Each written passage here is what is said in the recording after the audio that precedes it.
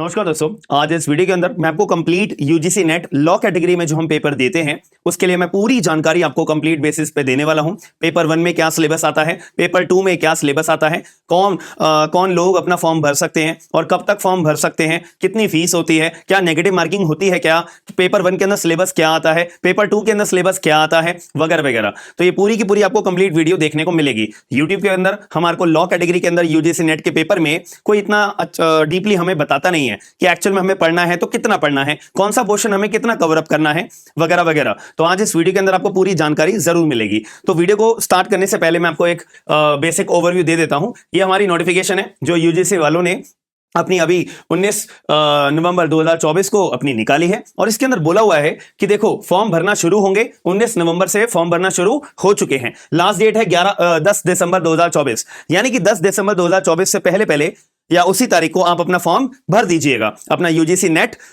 Law category में। और जो हमारा पेपर होने वाला है 2024 में दिसंबर के अंदर, दिसंबर तक आपको फॉर्म भरने की अपनी डेट है और पेपर आपका होगा, ये हमारे को डेट बता रखी है, 1 जनवरी 2025 से लेकर 19 जनवरी 2025 के बीच में आपका पेपर होगा। अब इन्हीं बीच में आपका लॉ कैटेगरी का भी पेपर होगा। अब हमारे एडमिट कार्ड्स कब आएंगे ये हमें नहीं बताया हुआ है। एग्जाम सेंटर हमारा एक्सेट्रा एक्सेट्रा क्या होगा क्या नहीं होगा ये अभी हमारे को इन्होंने इन्फॉर्म नहीं करा है, बट आने वाले टाइम में इन्फॉर्म कर देंगे। बट हमारे लिए जो जरूरी बातें हैं, फॉर्म की लास्ट डेट क्या है और पेपर किस दिन होने वाला है, वो हमारे को पता लग चुकी है। अब हमारा दूसरा टारगेट क्या होता है, फॉर्म भरने के बाद में सिलेबस क्या होगा। और एक जरूरी जानकारी आपको आप लोगों को पता होनी चाहिए, यूजीसी नेट का पेपर कौन लोग दे सकते हैं। याद रखना, अगर आपके पास एलएलबी की डिग्री है, बीएलएलबी हो या 5 साल वाली या 3 साल वाली, कोई भी एलएलबी की डिग्री है, प्लस आपके पास एलएलएम होना जरूरी है। अब वो 1 साल वाली एलएलएम हो वो भी चलेगा, 2 साल वाली एलएलएम हो वो भी चलेगा। याद रखना एलएलएम की डिग्री होना जरूरी है यूजीसी का पेपर देने के लिए। और फॉर्म जब भी आप भर पाओगे, अगर आपके पास एलएलएम की डिग्री होगी तभी फॉर्म भर पाओगे, वरना नहीं भर पाओगे, याद रखिएगा। अब ये जो हमारा पेपर है, ये 2 पेपर होते हैं, एक तो पेपर नंबर 1, एक पेपर नंबर 2। कोई नेगेटिव मार्किंग नहीं होती है, इस बात को भी गौर अपना फरमाइएगा। पेपर नंबर 1 आपके 50 क्वेश्चन आते हैं, हर एक क्वेश्चन आपका 2 नंबर का होता है। टोटल आपका पेपर कितने मार्क्स का हुआ, 100 नंबर का हुआ। अब ये जो हमारा 100 नंबर का पेपर होगा, इसके अंदर कोई नेगेटिव मार्किंग नहीं होगी। एक यूनिक बात आपको, हालांकि 2 यूनिक बात मैं आपको बताना चाहूंगा। पेपर नंबर 1 जो होता है वो हर एक व्यक्ति को देना पड़ता है। अब भले आप लॉ कैटेगरी के हो या सोशियोलॉजी के हो, कोई भी कैटेगरी में पेपर देने वाले क्यों ना हो, आपको पेपर नंबर 1 मैंडेटरी है for all the students, for all the categories, याद रखना। अब आप सोचोगे यार पेपर नंबर 1 के अंदर तो हमारा मैथ्स भी आता है और रीजनिंग के क्वेश्चंस भी आते हैं, लॉजिकल रीजनिंग भी आते हैं, ये हमारे लॉ कैटेगरी में तो कोई तवज्जो रखते ही नहीं है। बट याद रखना, आपको अपना एलिमिनेशन की वजह से आपको पेपर नंबर 1 के अंदर जो जो क्वेश्चन आपसे पूछे जाएंगे उनका जवाब आपको देना मैंडेटरी है, याद रखना। और एक दूसरी यूनिक बात यहां पे क्या होती है कि पहले क्या हुआ करता था, पेपर नंबर 1 एक क्वालिफाइंग नेचर था कि आप अगर पेपर नंबर 1 क्वालिफाई कर जाते हो तो आप जब भी पेपर नंबर 2 दे पाओगे। और पेपर नंबर 2 में जितने मार्क्स आपके आया करते थे उसी के बेसिस पे यह जज करा जाता था कि आपने यूजीसी का पेपर क्लियर करा है या नहीं क्लियर करा है। लेकिन अब आज के जमाने में पैटर्न चेंज हो चुका है। याद रखना, पेपर नंबर 1 के अंदर जितने मार्क्स लेकर आओगे, पेपर नंबर 2 में जितने मार्क्स लेकर आओगे, दोनों का मार्क्स आपको कैलकुलेट करके फाइनल मेरिट लिस्ट निकाली जाती है। इस बात को हमेशा गौर रखना कि पेपर नंबर 1 के मार्क्स आपके फाइनल स्कोर में जुड़ते हैं। पहले नहीं जुड़ते थे लेकिन अब जुड़ते हैं, याद रखना मेरी बात। अब हम मुद्दे की बात करते हैं। सिलेबस के अंदर टीचिंग एप्टीट्यूड का आपका एक पोर्शन होता है जो आपको प्रिपेयर करना पड़ेगा। अब इनमें से कितने क्वेश्चन मुझे प्रिपेयर करने पड़ेंगे ये मैंने आपको पूरा का पूरा कंप्लीट बेसिस पे आपको स्क्रीन के ऊपर दिखाई दे रहा होगा। अब एक बात यहां पे आएगी कि सर अगर मेरे को इसकी पीडीएफ चाहिए होगी तो ये पीडीएफ मुझे कहां देखने को मिलेगी। याद रखना, आप लोग मेरा टेलीग्राम ग्रुप ज्वाइन कर लीजिएगा। हालांकि डिस्क्रिप्शन बॉक्स के अंदर भी टेलीग्राम ग्रुप आपको मिलेगा, प्लस कमेंट सेक्शन के अंदर भी मैं पिन कर दूंगा टेलीग्राम ग्रुप का अपना लिंक। पूरी की पूरी पीडीएफ आपको मिल जाएगी जिसमें पेपर 1 का टीचिंग एप्टीट्यूड का कंप्लीट सिलेबस मैंने लिखा हुआ है।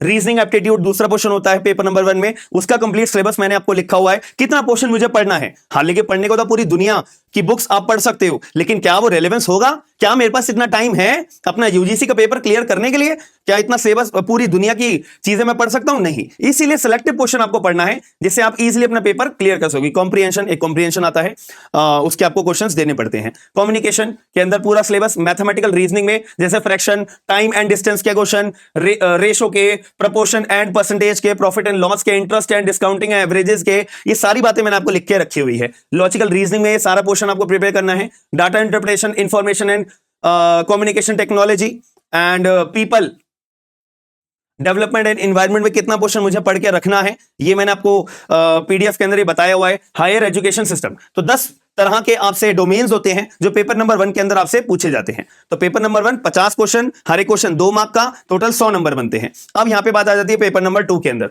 अब पेपर नंबर 2 हम तो लॉ वाले हैं, तो हम तो लॉ कैटेगरी की बात करेंगे। तो मैं अगर मेरे पास एलएलबी की डिग्री है, एलएलएम की डिग्री है, यूजीसी का पेपर मैं भर देता हूं, पेपर 1 अगर मैं दे देता हूं, उसके बाद मेरा दूसरा पेपर होता है पेपर नंबर 2। उसका सिलेबस के अंदर भी 10 डोमेन्स आएंगे, जो 10 डोमेन में से आपसे 100 क्वेश्चन पूछे जाएंगे और हर एक क्वेश्चन 2 मार्क का होगा, तो टोटल 200 मार्क्स का पूरा पेपर नंबर 2 होता है। तो यानी कि अगर मैं मेरिट बात करूं तो 100 नंबर का तो मेरा पेपर नंबर 1 हो गया, प्लस 200 नंबर का मेरा पेपर नंबर 2 हो गया। तो टोटल मेरी मेरिट कितने मार्क्स की बनेगी? 300 मार्क्स की बनेगी। अब 300 मार्क्स में से मैं जितने नंबर ले आऊंगा उसी के बेसिस पे आपकी मेरिट प्रिपेयर्ड होती है। याद रखना मेरी बात। तो इससे एक बेहतर बात यह भी है कि अगर मान लेते हैं पेपर नंबर 1 मेरा ठीक ठाक गया है, तो मैं मार्क्स अपने अच्छे से स्कोर कर सकता हूं। किसमें? पेपर नंबर 2 में। तो पेपर नंबर 2 तो अपने फेवरिज्म में आएगा ना, तो इसीलिए पेपर नंबर 2 में आपसे पहला सब्जेक्ट क्या पूछा जाता है? ज्यूरिस्प्रूडेंस। तो ज्यूरिस्प्रूडेंस में मुझे क्या क्या बातें पढ़नी है ये मैंने आपको लिख दिया है। प्रीवियस ईयर पेपर के बेसिस पे ये सारा मैंने कवर अप करके रख दिया है। कॉन्स्टिट्यूशनल एंड एडमिनिस्ट्रेटिव लॉ में से क्या क्या पूछा जाएगा? Preamble, fundamental rights, duties, union and state executive के रिलेशंस कैसे होते हैं, गवर्नर के बारे में, लोकसभा के बारे में, राज्यसभा के बारे में, चीफ मिनिस्टर के बारे में, प्रेसिडेंट के बारे में, एंड विधानसभा, विधान परिषद, ये सारी बातें बेसिक बातें होती है कॉन्स्टिट्यूशन के अंदर आपको देखने को मिलती हैं। ये आपको पता होना चाहिए। जुडिशरी के emergency provisions, election commission of India वगैरह वगैरह। ठीक है जी। अब इसके बाद आता है पब्लिक इंटरनेशनल लॉ। इसके अंदर मुझे क्या क्या बातें पढ़ने को ध्यान रखनी है, ये सारा का सारा सिलेबस मैंने लिख कर रख दिया है। लॉ ऑफ क्राइम्स में जनरल एक्सेप्शंस के बारे में आपको पता होना चाहिए। Offences against human body, offences against children, offences against women, और क्या हमारे नए कानून के अंदर सेक्शंस आए हैं, क्या कुछ चेंजेस आए हैं, ये आपको पता होना चाहिए। क्योंकि पूरी एक्सपेक्टेशन है कि भाई अब नए कानून के हिसाब से आपसे जो क्वेश्चंस आएंगे वो पूछे जाएंगे। ठीक है जी। एंड लॉ ऑफ टॉर्ट्स के बारे में मैंने पूरा सिलेबस यहां पे लिख कर रख दिया है। कमर्शियल लॉ के अंदर ये एक तरह से कॉन्ट्रैक्ट होता है। कॉन्ट्रैक्ट के अंदर भी बहुत सारी चीजें इंक्लूडेड होती हैं, जैसे कौन सी कॉन्ट्रैक्ट क्या होता है, स्टैंडर्ड फॉर्म ऑफ कॉन्ट्रैक्ट क्या होता है, इसके रिगार्डिंग जजमेंट्स क्या कौन कौन से पॉपुलर हैं, तो ये आपको जजमेंट्स के बारे में पता होना चाहिए। Sales of goods act 1930, partnership, limited liability partnership act, negotiable instrument act, ये इंक्लूडेड होते हैं हमारे कमर्शियल कॉन्ट्रैक्ट्स के अंदर, तो ये आपको पता होना चाहिए। फैमिली लॉ के अंदर जैसे कि आपको हिंदू लॉ और मुस्लिम लॉ के अंदर उनके सोर्सेज क्या हैं, स्कूल्स क्या हैं, और अगर हिंदू मैरिज कैसे होती है, मुस्लिम मैरिज कैसे होती है, हिंदू डिवोर्स कैसे होता है, मुस्लिम डिवोर्स कैसे होता है, ये आपको प्रिंसिपल्स पता होने चाहिए। मेंटेनेंस, डोवर, स्त्री धन, ये कंसेप्ट हमारा कौन से कानून के अंदर, मुस्लिम्स में, हिंदूज में क्या बताता है, और सक्सेशन एंड इनहेरिटेंस अगर करना है हिंदू लॉ के तहत या मुस्लिम लॉ के तहत, और यहां पे ये विल है। ठीक है, ये विल है हमारा, तो विल के प्रोविजंस आपको पता होने चाहिए। गिफ्ट, वक्फ, यूनिफॉर्म सिविल कोड के बारे में आपको पता होना चाहिए। तो ये सारी चीज आपको पता होना चाहिए। 8वां हमारा क्वेश्चन आता है environment and human rights law. ये मैंने कंप्लीट एक फ्रेमवर्क आपके लिए प्रिपेयर करके रख दिया प्रीवियस ईयर क्वेश्चन पेपर के बेसिस पे किस किस डोमेन से सवाल पूछे गए हैं, तो वो हमारा सिलेबस बनकर तैयार हो जाता है।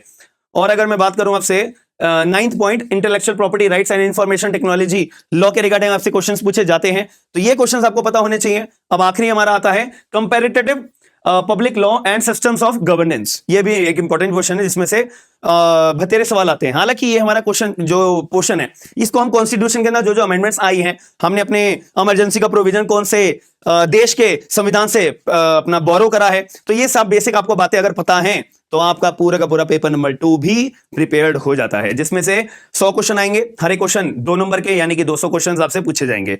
तो पेपर नंबर 1 और पेपर नंबर 2 के बारे में मैंने आपको कंप्लीट डिटेल्स बता दी हैं।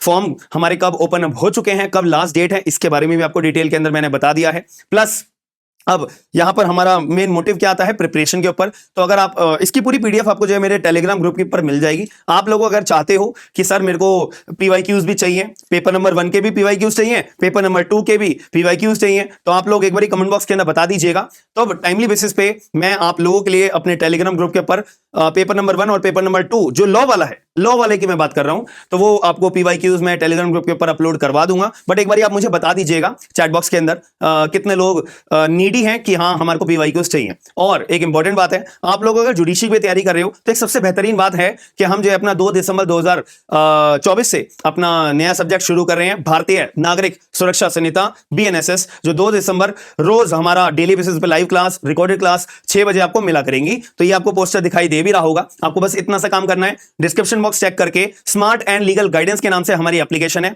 वो एप्लीकेशन आप डाउनलोड करिए। गूगल प्ले स्टोर पे भी है, आईफोन यूजर्स के लिए भी है। अगर आप लैपटॉप पे क्लासेस लेना चाहते हो आपको अवेलेबल हो जाएंगी, और टाइमली बेसिस पे नोट्स भी आपको मिला करेंगे, टेस्ट भी होंगे, प्रीलिम्स के, मेंस के, और पूरा का पूरा हम पूरा सब्जेक्ट अपना कवर अप करेंगे। तो जितने भी लोग ज्वाइन होना चाहते हो आप लोग स्मार्ट एंड लीगल गाइडेंस की एप्लीकेशन डाउनलोड करिए। एंड भारतीय नागरिक सुरक्षा संहिता का हमारा BNSS 2 दिसंबर से हम सब्जेक्ट चालू कर रहे हैं फॉर जुडिशरी पर्पस। एंड जो हमारे लॉ के अंदर अदर एग्जाम्स होते हैं उनमें अगर ये सब्जेक्ट आता है तो सारी के सारी आपको प्रिपरेशन कराई जाएगी। तो जितने भी लोग ज्वाइन होना चाहते हो तो एक बारी एप्लीकेशन डाउनलोड करके देख लीजिएगा। प्लस अगर आपको ये वीडियो के माध्यम से मैंने आपको यूजीसी नेट लॉ के बारे में जितनी जानकारी दी है आपके लिए यूजफुल लगी है तो वीडियो को लाइक, शेयर और अपने करीबी दोस्तों को शेयर करके जरूर बताइएगा, और चैनल को सब्सक्राइब जरूर करिएगा। बाकी कोई भी आपकी क्वेरी है बैचेस के रिगार्डिंग तो आप लोग एप्लीकेशन पे मैसेज कर सकते हो, और इस वीडियो के लिए कोई भी क्वेरी है तो आप लोग अपना कमेंट बॉक्स के अंदर मैसेज ड्रॉप कर सकते हो। बाकी मिलते हैं नेक्स्ट वीडियो के अंदर। थैंक यू, धन्यवाद।